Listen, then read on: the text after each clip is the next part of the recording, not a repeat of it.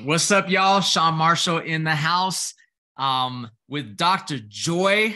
And, for those of you, if it's your first time watching this, and if you're anything like me, maybe you need a reminder if you're returning. But the Reinvent Yourself series is for those of you that you've probably been crushing your life in most domains, but you also know like you're having this internal inkling and voice that's guiding you to level up or take your life in a different direction. So that's what we're here to do, is to inspire you to trust yourself and your intuition to start living the life that you really feel called to live.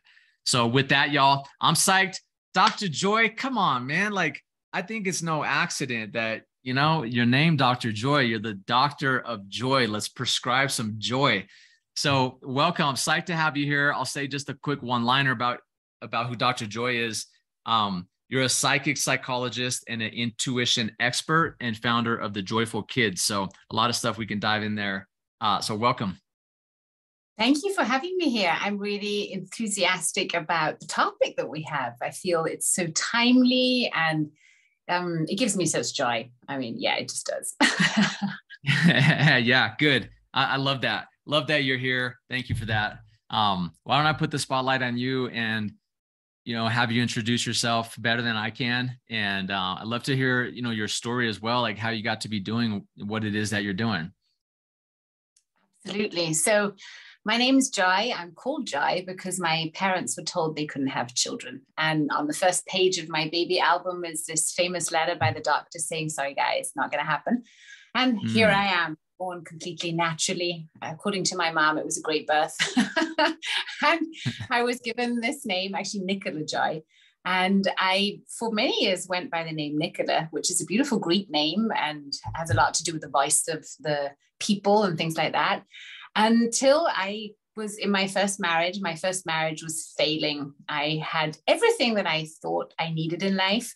So I had all the degrees, I had the beautiful children, the cool husband, everything. And yet I was just not happy. And I remember going through so many months, if not years, of actually chastising myself for not feeling happy. Because, you read all, at least I did. I was like into all the weird stuff from an early age on. So I was always interested in woo-woo, but also Chinese medicine and homeopathy and family constellations and things like that. And at some point I remember thinking, then A, there must be more, but B, why am I not able to figure this out? I'm doing all the stuff. I'm being such a good girl. It's just, I just don't feel that way. So I went on to dive. And I think one of the biggest questions that I had for myself is, what am I really good at? What is my gift? Because I went to school for gifted children. I honestly don't know exactly why I was there, because I was in a classroom filled with sort of mini geniuses. Some of them were amazing pianists. The next one was brilliant in maths. And I was kind of good at everything, but nothing really stuck out. So I went on this journey of education and trying all these different things. And then I figured out, wow, I think what I have is something that I have a knowing. I just knew things, but it didn't make sense because nobody could explain to me where this knowing is coming from. And that's why the psychic bit came in. So I studied card reading and, walking with a tensor and finding water and, doing the more really metaphysical stuff, until at some point I got this message. And I remember it was like a voice that I remembered as a kid.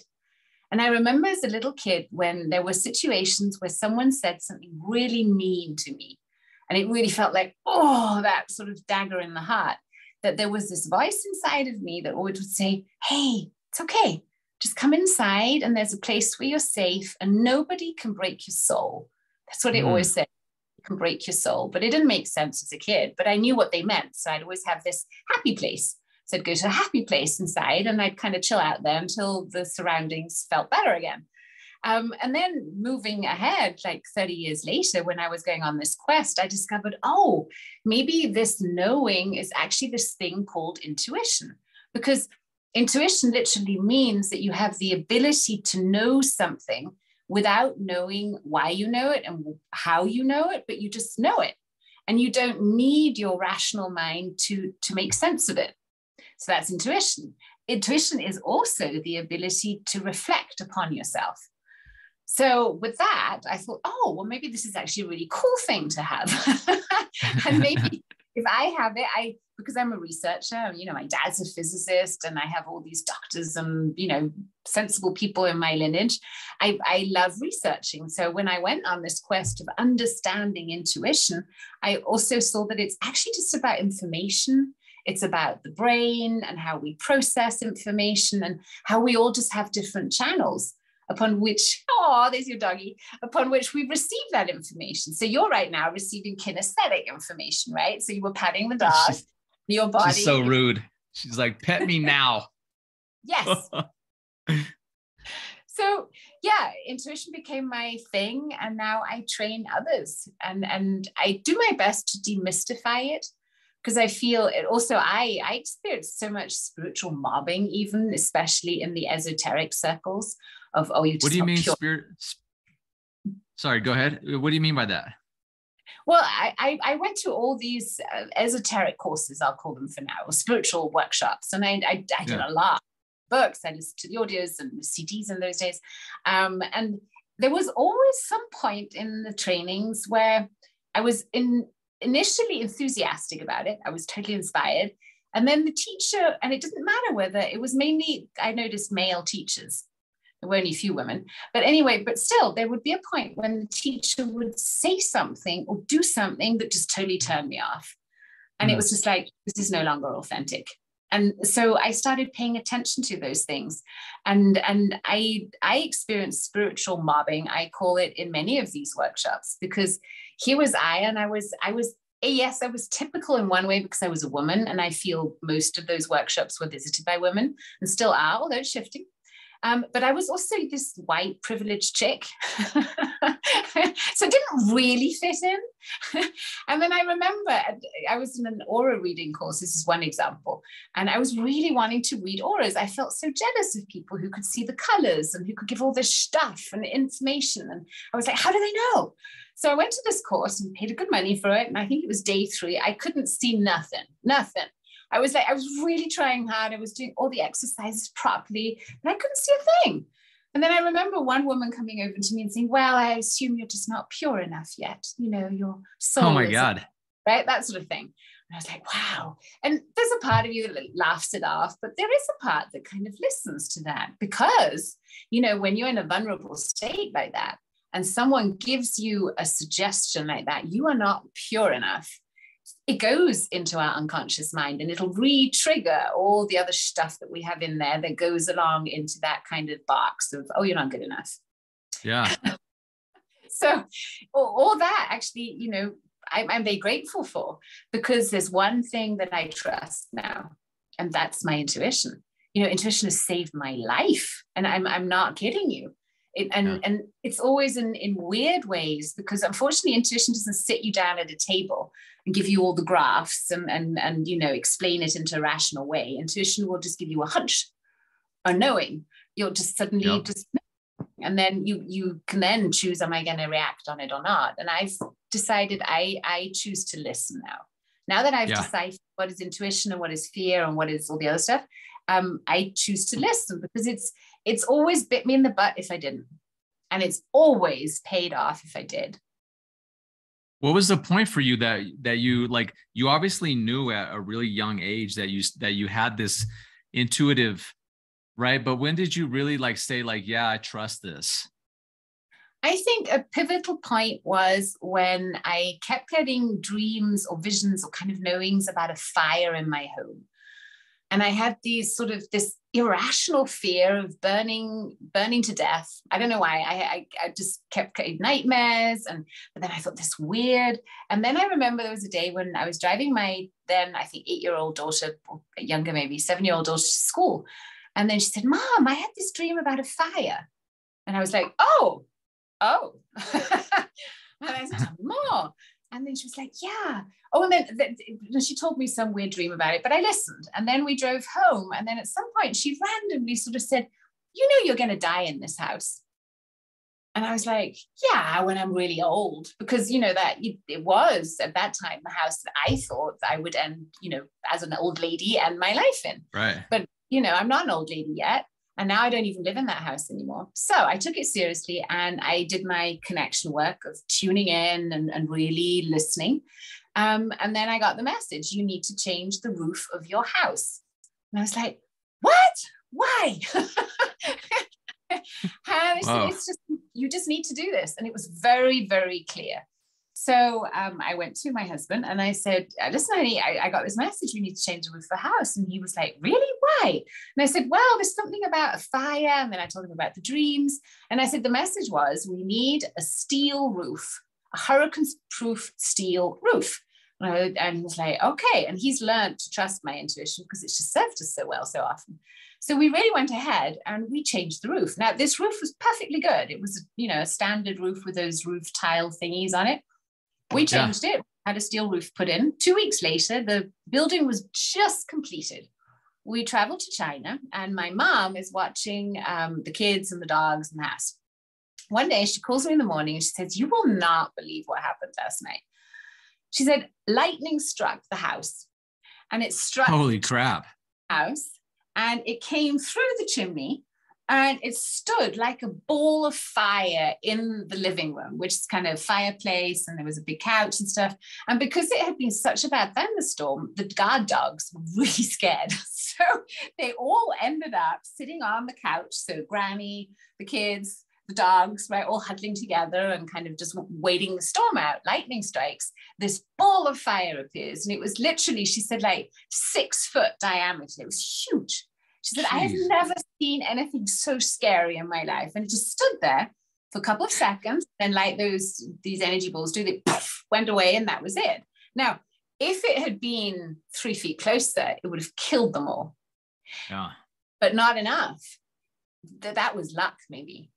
But what really had me sold was when I then came back from China and talked to the builder. And he showed me the dent in the steel roof that the lightning bolt had made. And he said, Joy, you do realize that if you hadn't had this roof, this house would have burnt down. Holy shit. And then I said, you know what? I'm just going to trust intuition from now forward. I promise you, I felt so grateful. I think that was the pivotal point. Damn, that's crazy. What a freaking story. Wow. Yeah. So you knew, and then it was like, okay, this is for real. I always say like, it doesn't have to make sense when things like make sense, but they don't. And then like my rational mind wants to try and figure it out. It's like, it doesn't even need to make sense. No, I think what's more important is to notice how we feel. And I was just teaching this today in a masterclass and I wrote it down. If it feels wrong, it's because it is wrong. If it feels wrong, it is wrong. And then the next question came up. Yeah, but what if I need to go on stage and I feel scared and, the fear is telling me not to do it anyway because I don't feel good. Is that the same? And I said, no. Hear me out. When it feels wrong, I didn't say it'll feel good or not good because intuition will often give you, you might not like the message, but it'll feel right. And I think that's so important to use is that kinesthetic channel. Our body is the animal, just like, dogs and cats, they can't lie. And our body is like that too. We need to train it, yes. And we need to be kind of the rider on the horse, right? But we're not the body. But the body is such a great vehicle to use for intuition. Do you know that research of the Native American Indians where who had amazing or have amazing psychic senses, some of them, right? So the trackers and the ones that are able to just to sense things. And they usually have long hair. So they did this test and they cut off these guys, men, the long hair, and they lost their psychic senses. Wow. They came back again, right? But the hair on our body and on our head is, that when your hair stands up, that's the message. Those are the messages we just need to pay more attention to. But the problem is that we're usually so friggin' distracted. Look at most of us. I remember 6 years ago in China, that was, I think, the last time or 5 years I taught there. I was already shocked that we would be sitting at dinner tables in the restaurant and in the hotel, right? Big hotel restaurants. And there would be mainly Chinese families sitting around us. because the rest were business people like us traveling. And these Chinese families would sit at the table, like 10, 12 people, and 9 of them would be on their device. They would not talk the entire dinner. And at that time, I was so shocked. I was like, wow, what is happening? And then you walk the streets and people literally running into stuff because they're on their phones. But I don't think we're that far away now. And, you know, if I see how young kids are when they're already being exposed to this, I'm seeing strollers, and there's no judgment here. I get it. And yet I want to warn, when we give our toddlers the iPad in their strollers, when we're taking them for a walk, we're literally saying, all this around you is not interesting enough for you to be sitting here in fresh air and enjoying the sunshine or whatever nature. But you need a technical device watching something else while it's crazy. Yeah. When you put it that way, that's a great, that like kind of kills the whole debate of, should I give my kid this iPad or should I not? Like, that's a great way to put it. I think it's all about, and this is where, you know, we as parents, because we didn't grow up the same, we're learning too. But you see, we need to be discerning, and we need to, you know, it's something that happens in certain times. An iPad with a great kids movie on it is a wonderful babysitter if you've got something to do, and that is the only option you have right now. But I want to just also encourage us parents to be brave enough to stick it out when our kids are bored. Because what we're finding in research is that children that are constantly entertained, constantly stimulated, then later on in life have a problem with addiction. They're less likely to be able to say no to something because they need the constant stimulation. So it's healthy to feel bored every now and again. That's kind of that out with in meditation, isn't it? Oh my God, this is boring. But then once you tap into it, it's the opposite of boring, because it's you with you and you and the universe and you and your thoughts. It's, I remember when I went to China, and it's been a long time. Like I was in the military, and it was like 20 years ago.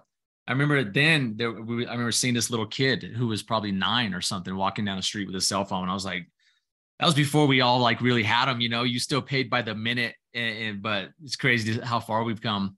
So let me ask you this, like at that point, when this lightning bolt hit the pad and big old fireball, were you already a psychologist at that point, or did that come later? Doing what I'm doing now. Yes. I started studying psychology at university. So I did law and sociology, political sciences, communication sciences, English and psychology. And I graduated, which was all the easy stuff. Well, I was just looking, right? I was like, what is it? No, it's not law, but it's kind of cool. But no, I'm not going to do that all my life. So I was sort of, you know, dipping into all the things. And I was able to graduate with, I think, a degree that isn't even available anymore, but somehow it was possible to combine all these studies and to, you know, write your thing. And that was it. So I'm grateful for that, because it gave me that overview, at least to the extent that I could, to see that actually we're all talking about the same thing. You know, we always pretend that spirituality and science are two different things. They're not. They're just two different languages about the same thing. Agree. What do you, when you, were you owning that title in the beginning, like the psychologist, or no? Like when did you add that? You what? I've tried all kinds of titles, because you always, I guess it's this human thing. What are you? Who are you? Right. And when I moved to America, like 10 years ago, that was a culture shock, because I was this little European, you know, girl plunging into this vast market. And, you know, doing all these trainings and all the marketing advisors, and everybody tells you something different. And that in itself was such a interesting journey, you know, because I've done weight loss programs, I've done abundance mindset things, I work with women, I'm all about goddesses and angels and fairies and everything. So it's hard to put in a box. So, I then chose psychologist to marry these two worlds. That's the best word that I could come up with. But for instance, in the German-speaking market in Austria, where I am now, I'm an Energetikerin. So that means someone who works with energy, because that actually is a trade here. So it's recognized in Austria as something that you do and you pay your taxes for and you get your license for. And that's what I am here. So I just decided I'm just joy, just that. Joy is a big thing. Joy is a big thing. Success, some say.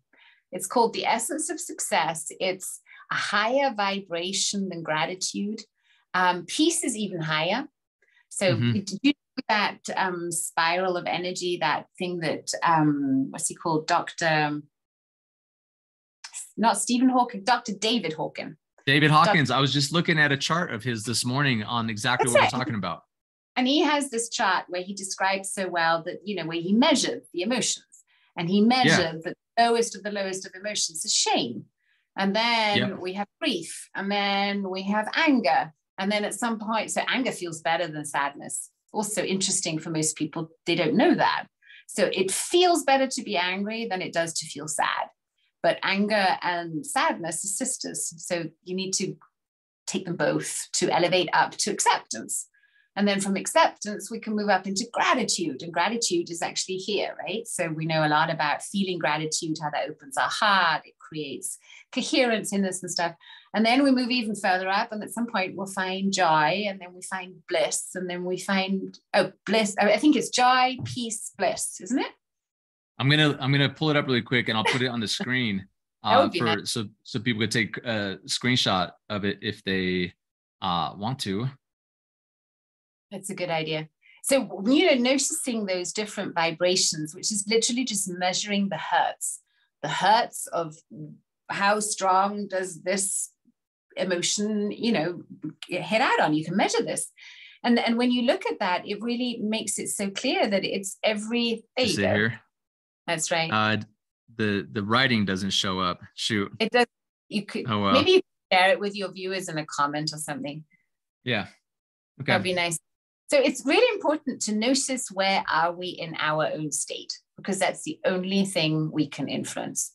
And that was for me a turning point to understand, because I had this question running, what the F is wrong with me? That's not a good question to have as the primary question in life. So if anybody else resonates with that, change it and ask yourself, what is the question I would like to be asking myself most of the time?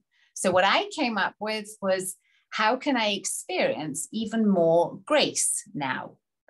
So grace is a really nice vibration, and that feels like a good question to ask myself. And the habit of asking empowering question also changes our state.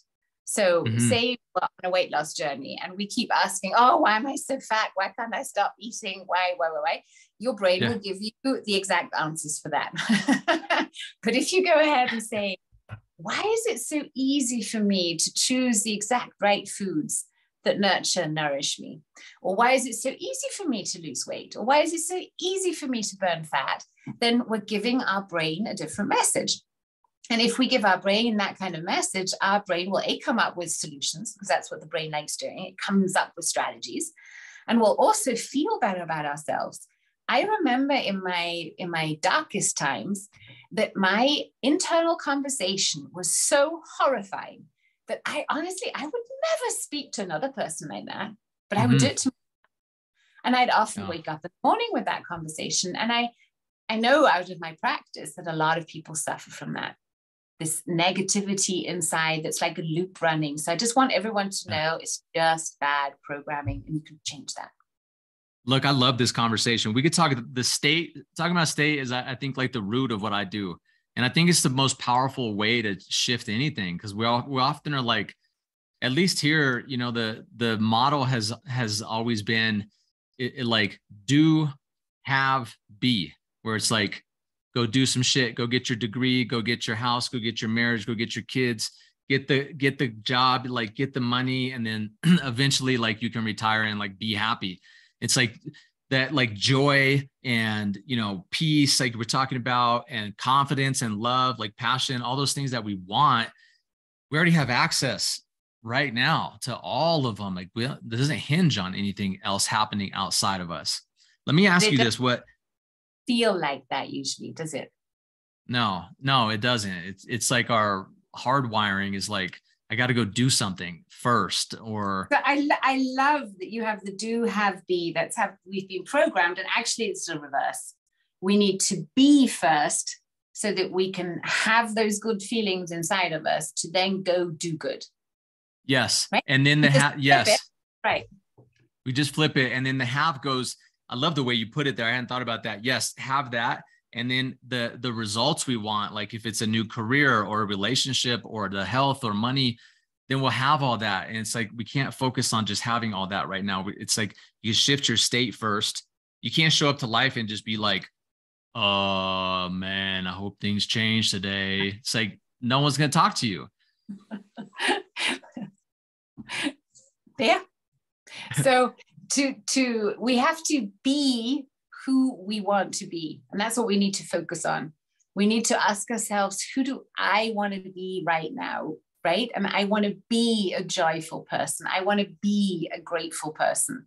I want to be a wise person. And when we go into the being, it's easier then to imagine what it would feel like. So if you ask yourself the question, well, what would it, if you had everything you needed to have, and if you were in that moment, this is the question I ask my clients when they start working with me. I say, okay, I want you to describe me your golden moment. And they say, what golden moment? And I said, well, we're in a quantum multiverse. That means time is an illusion. Time is a human concept. That means there are multiple, infinite, actually, different timelines from this moment now, moving forward, based on whatever decision you're going to make right now.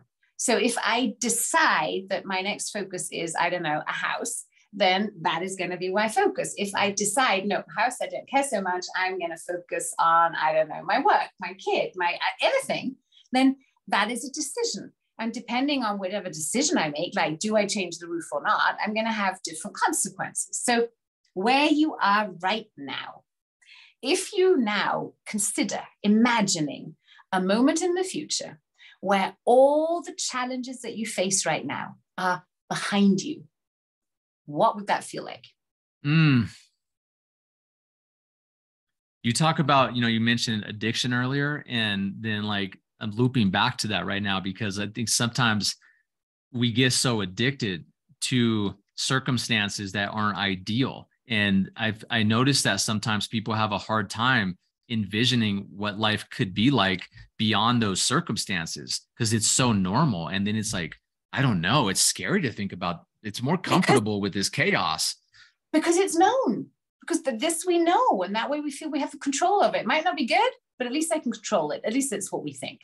But we need to start imagining more. And this is why I love working with kids. They have no problem imagining things. But we need to awaken that again and fantasize. And I say, okay, well, just imagine what could it feel like? And then something might come up like, well, I guess I'd feel relieved. And I say, great. So tune into that relief. Okay, now close your eyes. And now tell me, how would you know? How would you know this is all behind you? And then it sometimes takes people a while to be able to define the moment. So I'll give you an example from my life. A couple of years back, I was suffering from incredible back pain.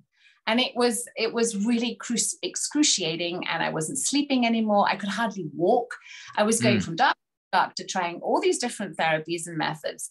I was not on painkillers because I refused to do that, but I was literally on the brink of saying, okay, now just give me morphine. I just can't stand this anymore, right?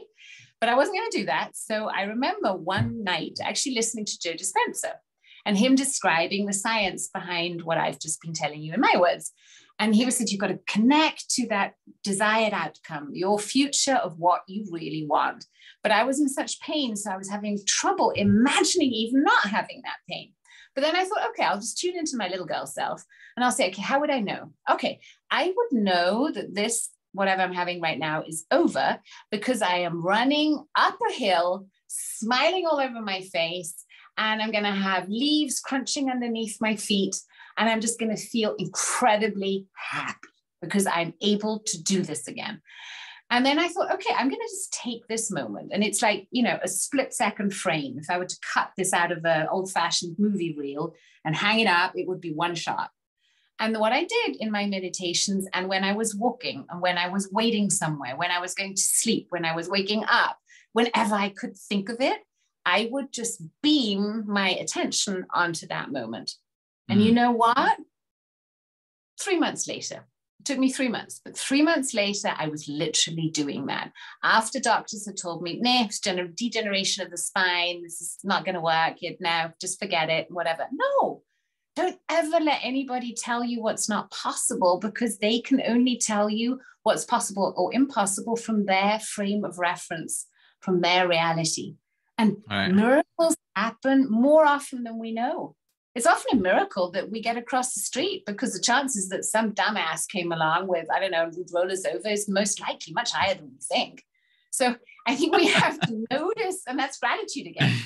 Notice what is going right. And the more we notice what's going right, the easier it is to tune into gratitude, which will give you a good feeling. And then you start imagining, and how much better could it get? What if I were outrageous? That's why I always subscribe the recipe of write your book of desires. Write a book. And mine is a little pink booklet like this. I really am a strong believer in pen and paper, because science has also shown it just activates more neuro pathways and stuff. Write them down. Write down all your desires, the most outrageous ones, but you've got to at least own them to be able to get that passion back into life.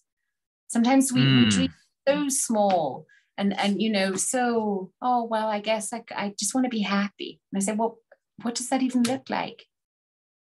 I just want to be rich. And I said, well, what does that mean? Is that, I don't know how many million on your bank account? Is it the ability to schedule your time? Is it traveling? Well, what does it mean to be rich to you? Because it's different for everyone, isn't it? It's a great question. That's a great unknown. What is it? What do you want? I don't know. I want to be rich. What does that mean? How will you know you're there? Let me ask you this too. When you're coaching somebody on this, and they're like, but Joy, I've done that, 50 times, or I've tried that, tried it and it didn't work. And then they start to find themselves in a belief pattern that they don't believe it. And then also with that, it may be similar for you, but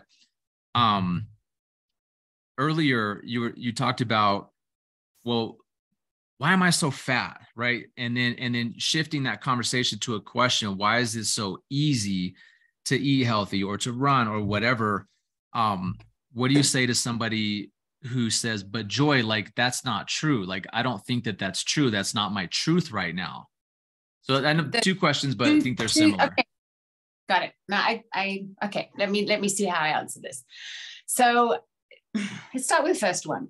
What if you've done this 50 times and it hasn't worked? So if this is to tune into your desired future, say 3 times a day, every day, or say you've just done it 50 times, that's just not enough. Okay. Yeah. So to retrain a habit, to break an old habit and integrate a new habit, according to neuroscience, it takes 90 days. The Chinese say it takes 1 gong, that's 100 days. So you have to, like with a little puppy, like with a little kid, helping them to learn how to brush their teeth.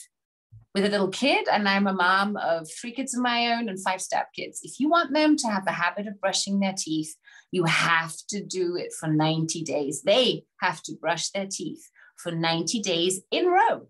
If you miss a day, you're going to have to start all over again. That repetition that gets it in and creates these synapses in our brain that are like highways.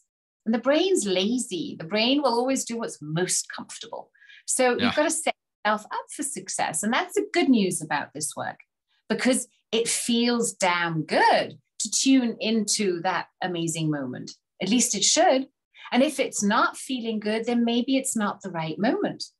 Maybe you've got to find something even juicier, even more outrageous. But the most important thing is how you feel when you think of that moment, because it's the emotions. So the energy in motion in your body, those are the emotions, right, that are creating the frequencies that are either sort of or they're mama, right? So think of what you feel like when you're orgasming or just beforehand. Now that is energy of manifestation. We make kids with it. Ever thought about that? So that's really, really high bliss. Now, whatever it takes for you in a safe way to get to those ecstatic feelings while you're thinking of what you want to manifest is going to create that loop. And then it's just an amount of time. You just need to keep putting it out there until those two tuning forks go, whoom, and it's one energy, it's one frequency. And then we say, oh, what synchronicity, a miracle. Clear intention, high energy, and repetition. And at some point, those timelines collapse. So I have an idea, Shawn. What do you got? I want to put it together for you in a really simple practice so that everyone now watching, because they can see us too, right? Yeah. So that everyone watching or listening can do this. So let's say we have a desire, okay? And when we're going to be really sort of held back here, we're not even going to have to say what this desire is because it's just tune into it. Okay. And then we're going to set our intention. And I'm going to show you a way how to do this. It's a brain hack, how you can bring your brain into theta, which is a very, very relaxed brainwave zone, very coherent, and how you can trick your unconscious mind. Because when you get your brain into theta, the unconscious mind opens up and the conscious mind steps aside. So we're going to do this little thing where all you need to do is be in a safe place where you can close your eyes. So you just take a nice deep breath in and out, and then you close your eyes. And now with your eyes closed, you roll them up as if you're looking through the crown of your head. You keep your eyes rolled up there. And then you say out loud or silently inside of yourself, even if I don't know how to manifest this heart's desire with grace, ease, and joy, all I do know is it is so now, and I am fulfilled. I delete all that could stop me, and I download everything I need to do so now. Thank you. So it is, so it shall be, or something even better. Then we take one more breath. Open our eyes. Yay, we're here. We've set an intention, right? It was really clear. And the structure that we use does different things. We're calming the conscious mind because we are admitting that we don't know how. And that's the number one question that the conscious mind will always ask. Well, how are you going to do that, right? So here we say, even if I don't know how, all I do know is it is so now. It's a command. It's a statement. Then we go ahead and we delete all that could stop us and we download everything to help us. And then we say, thank you. And that gratitude brings us into the good frequency. And then we seal the deal and we say, so it is, so it shall be, or something even better. And that's where we're keeping the portal open. Okay. Next step, once we've set our intention, we want to get our physical body, so the energy in our vessel, aligned and good. So we're going to go ahead and we're going to do a little karate chop like this. So we take a fist and we pound it into the open palm of the other hand. And then we go left, right, left, right, left, right, left, right. Okay. And now we say out loud, I love and accept myself. Even if I have doubts around me manifesting this heart's desire, and maybe I have some fears and I'm not sure how I'm going to do this, and all this stuff is coming up. It's okay. And I love and accept myself when I now choose to know that I am worthy and deserving of this heart's desire manifesting now. And take another breath. And now, if you have the time and space, you could go ahead and you could tune into your heart and you could breathe into that heart. And I always give the suggestion of imagine traveling along this beautiful golden timeline and then travel to a specific and most appropriate moment in your golden future where you're safe, healthy, happy, and living life with ease. And tune into that moment where you know that heart's desire is here. It's manifested. It's happening. how would you know? And Mm. that's then time to tune in and send out those good vibes, feel those emotions. Just imagine what it would feel like. What would you be saying inside of your head? What would you be hearing? Would you have people around you? Would they be celebrating with you? Would you be looking at a screen, seeing a certain number? Down on your scale, seeing a certain number? Would you be putting on those pants you always wanted to wear? Whatever. But really tune into that. And those moments, if you do that when you wake up, when you go to sleep, and then maybe one more time during the day. If you start out with those 3 times a day, it won't take 90 days. It really won't. You'll start noticing the shifts. I say after day 3, then there seems to be another jump at day 10. And then once you've done day 10, it's easy to do 30 days. Then you've done a month, you think, oh, I might as well keep on going. And then 90 days, and you've changed your neurology, because this thing here activates a bunch of pressure and acupuncture points. So in the palms of our hands, also an energy center, and then on the side here. Then by doing this, we're synchronizing the left and the right brain hemisphere. So we're getting them to talk together again, and we're going into a whole brain state. So we did it with the intention setting, and now we're reinforcing it. We're getting the brain to vibe as one. And then because we're doing something and saying something at the same time, our conscious mind is maxed out. It can't do more. So we get right into the unconscious. And there we go ahead and make peace. And we say, you know what? I love and accept myself, even if I'm angry, even if I'm sad, even if I doubt this, whatever. And I love and accept myself when I now choose. So if there's anything you take away from this little talk, say, I choose more often. It's so much more powerful than I wish, I would, I want. I choose. Choose to go to bed now. I choose to drink a glass of water. Right? So by doing this little move and saying these things, we're getting right into the unconscious, and we're stating what we want. And if we keep doing that and then spend a couple of minutes tuning into that moment, it can't not manifest. If it's meant for you and it's true heart's desire, it will. It will. Freaking love that. Absolutely love that.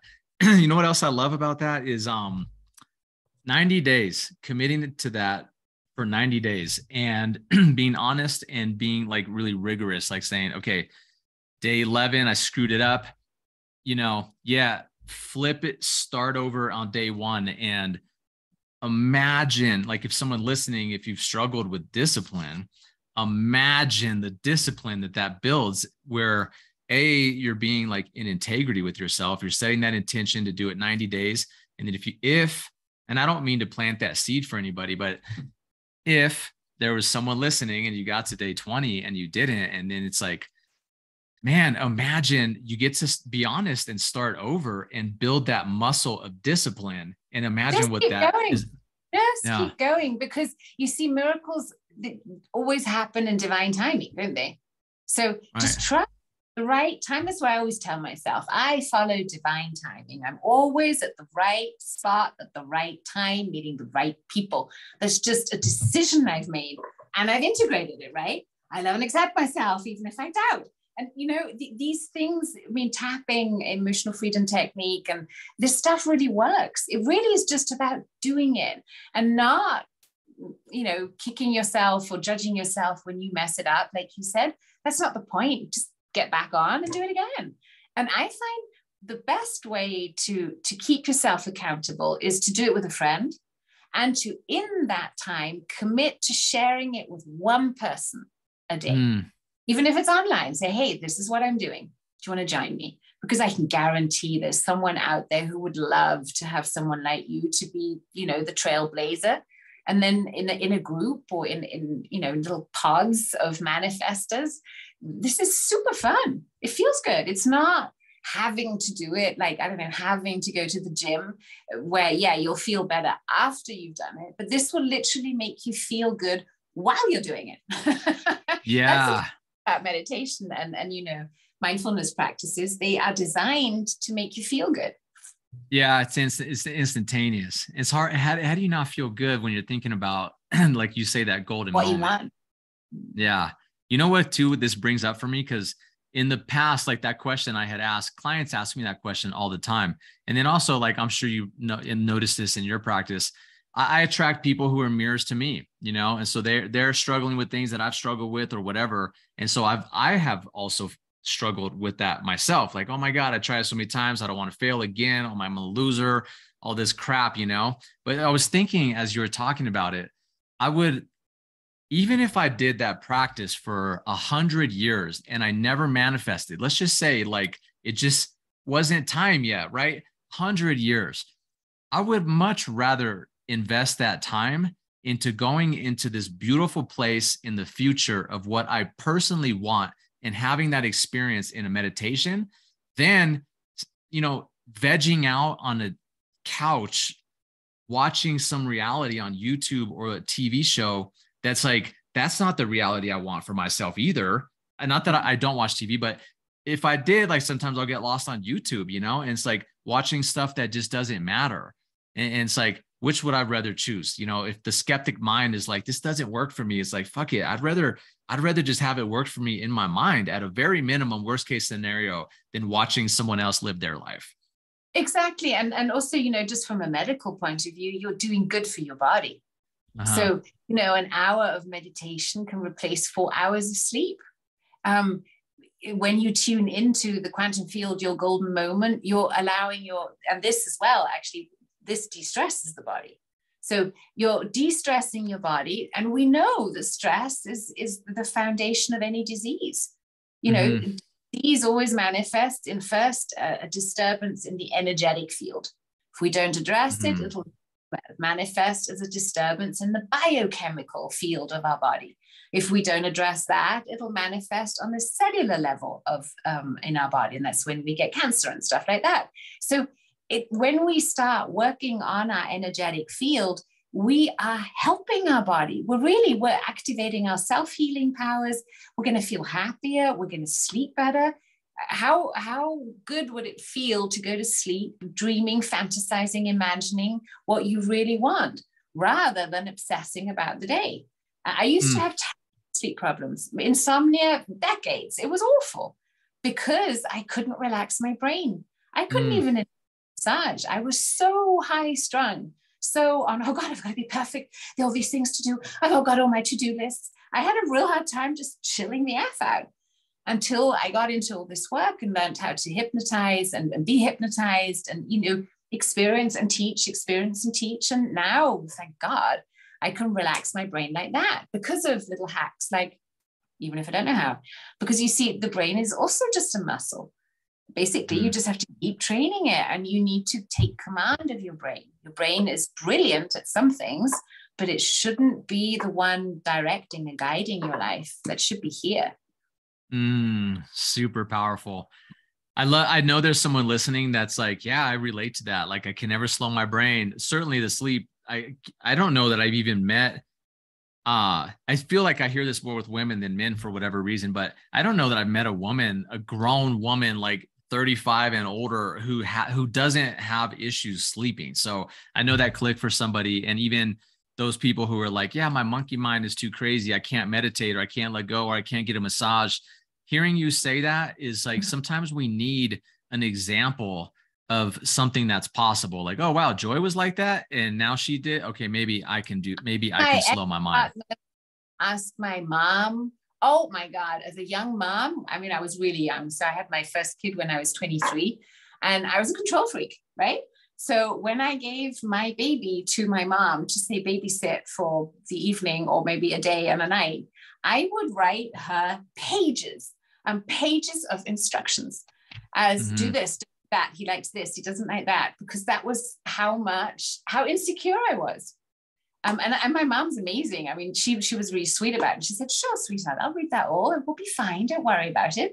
Now thinking back, I'm like, oh my God, I was such a helicopter because I was so high strung and stressed out and overwhelmed, and really learning to relax, learning to prioritize rest, recreation, and play. It's a basic human need. I didn't even know that before I studied it. It's a basic human need. We all need it. And right now, I think we're we're out of balance, most of us, in knowing about our needs, knowing that we all have basic human needs, and basically we're all just on this planet trying to get our needs met, honestly. And that's where a lot of conflict comes, because we're not understanding what the other one actually wants. But first, we've got to understand what we want. And for that, I also learned this the hard way. Self-love is a thing. And it's something that you have to practice. Love is a verb. It's not a concept. Oh, yeah, I love myself. But no. I've got to help my friend move next week. And, oh, God, I'm so tired anyway. And then I've got to go to my mom and I've got to cook a meal. And then that's not prioritizing yourself. And this man, I mean, I coach a lot of men. I told you that in our intake, right? It's interesting for me. It's flipped. Now suddenly I have a lot of men in my coaching practice, which really gives me a lot of hope. I'm thinking, yes, come on, you got this. And they're saying the same thing. They're workaholics, like 16 a day, really? And you don't have 15 minutes in there to take a chill break? No.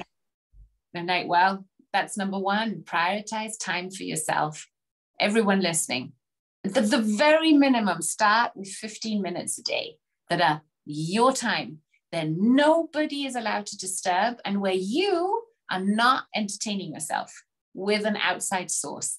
Okay, things are meditate, breathe, take a walk, get a massage, listen to some very beautiful music, but in the background, best sit in silence, literally.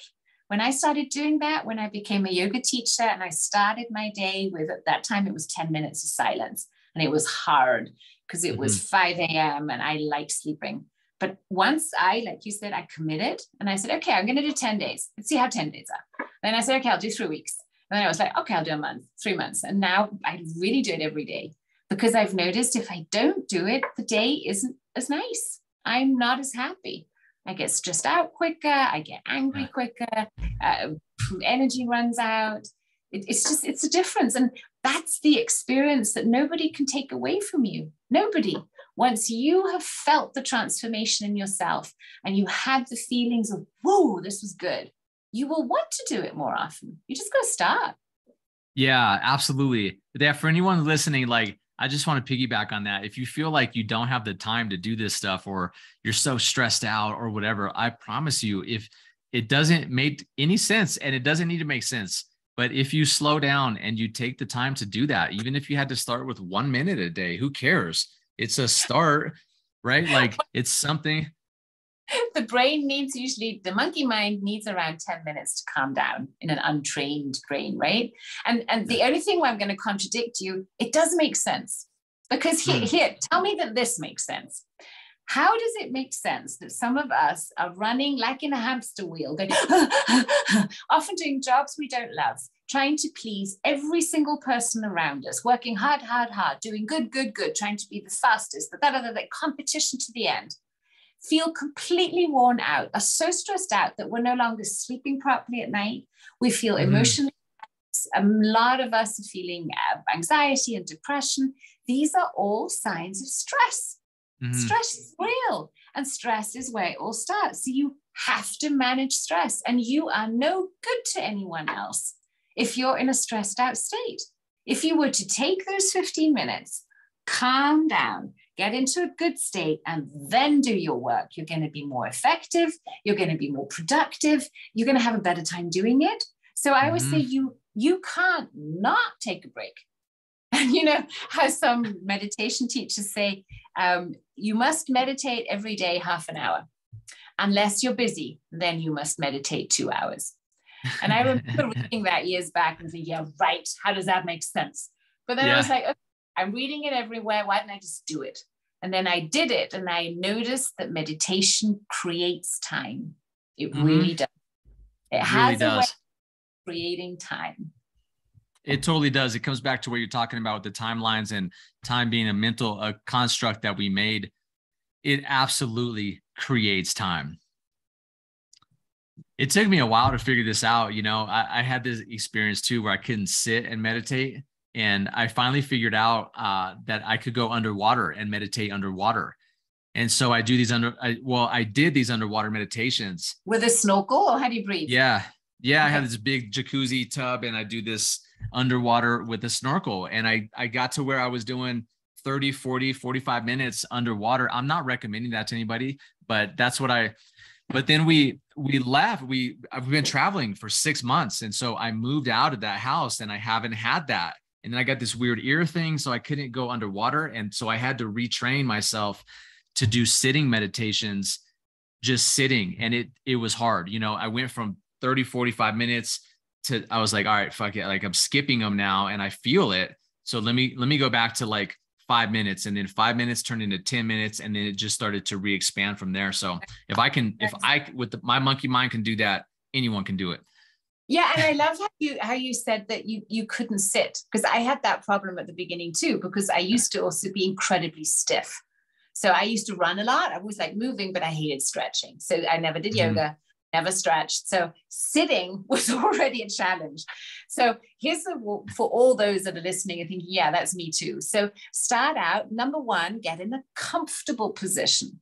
So maybe it's a chair. Sometimes at the beginning, easier to sit in a chair and have cushions around you, make it cool for yourself.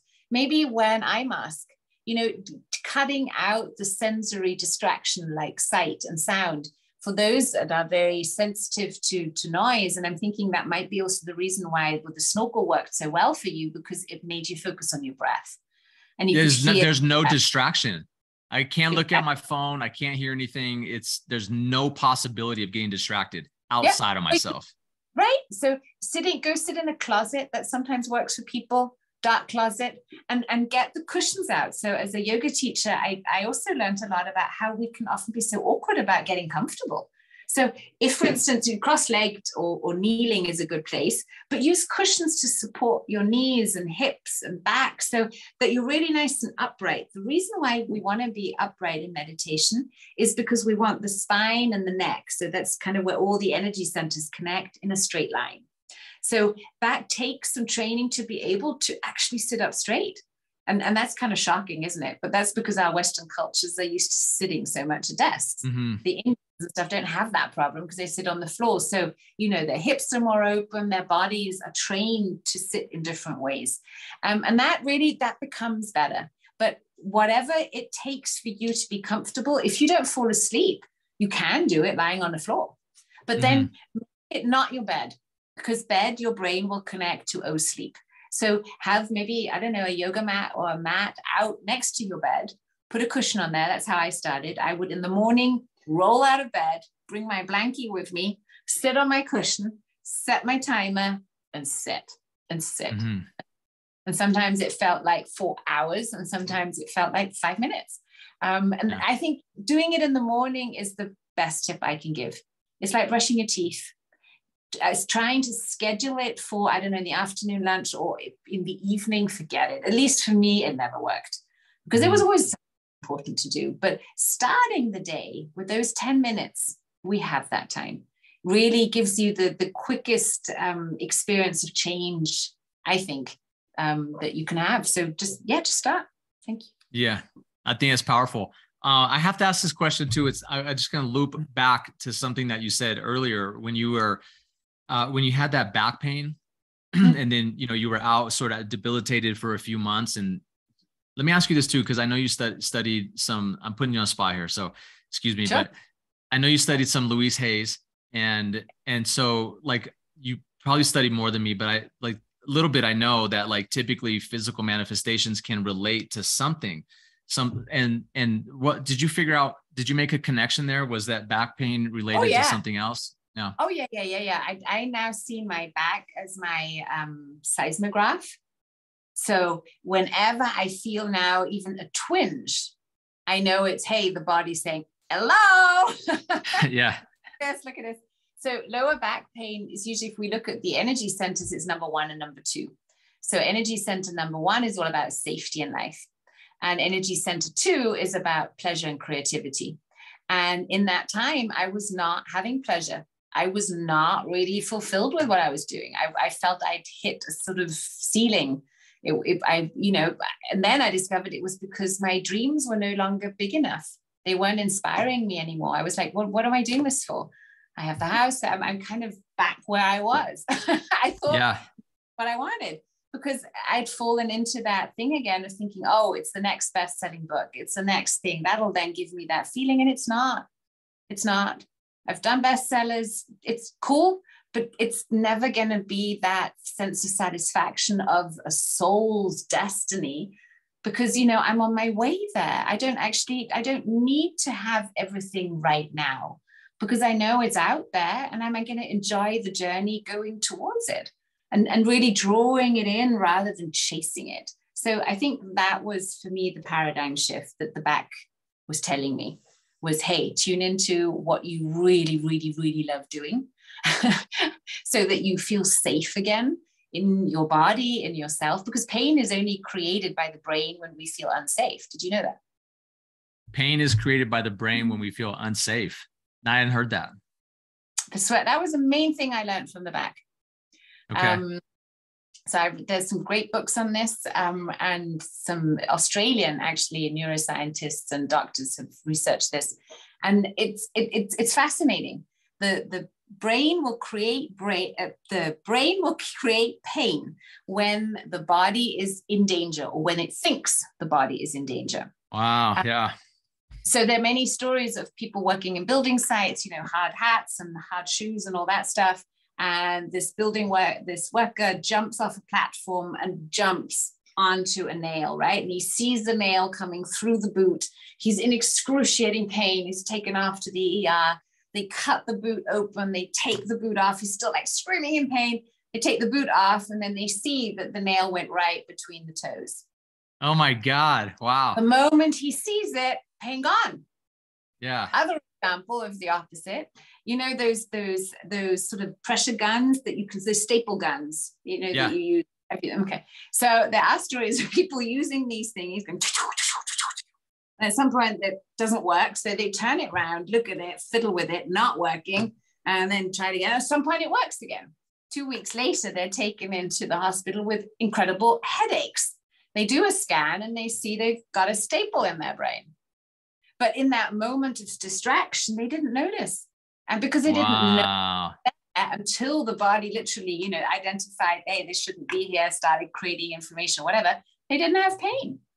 So there are a lot of mind thingies there when you read the studies and you see the research, and you know that, for instance, people that get their MRI scans of their backs and stuff, and they have doctors who then explain, this happened to me, explaining all the damage, all the degeneration.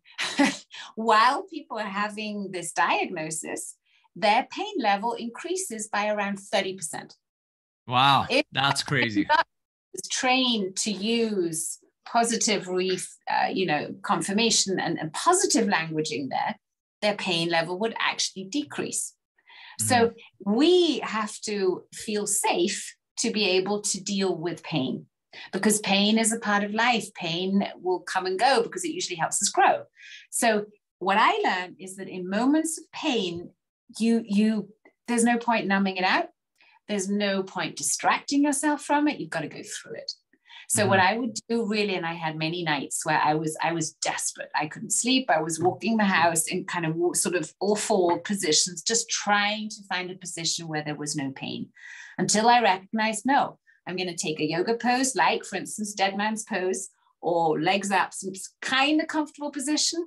And then I would breathe my way through the pain. And where I learned that was from a girl. I was doing a compassionate communication training. I was part of the training. I wasn't teaching. And we had this exercise where we were just noticing things with partners. And I noticed that this partner that I had in this exercise was tattooed from here to literally here.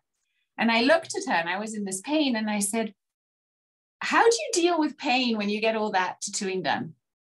And she said, I go right to the center of it. That's stuck. And that was another little piece of the puzzle that I then took to really practice breathing through the pain, number one. Number two, noticing what are the moments in my day where I feel unsafe. And that's a great exercise.